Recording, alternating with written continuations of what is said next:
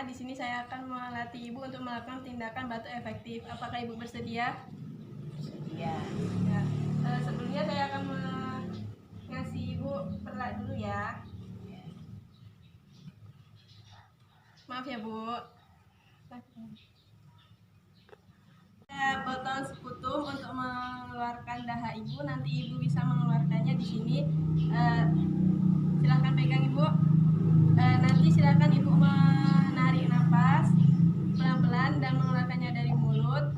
Dan nanti sampai 3 kali. Nanti silahkan Ibu batukkan ke botol sekutum ini ya Bu.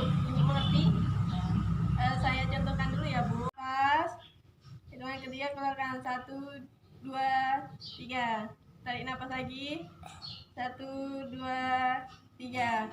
Nah seperti itu ya Bu. Silakan tangan kanan Ibu ke pundak samping kiri. Di sini.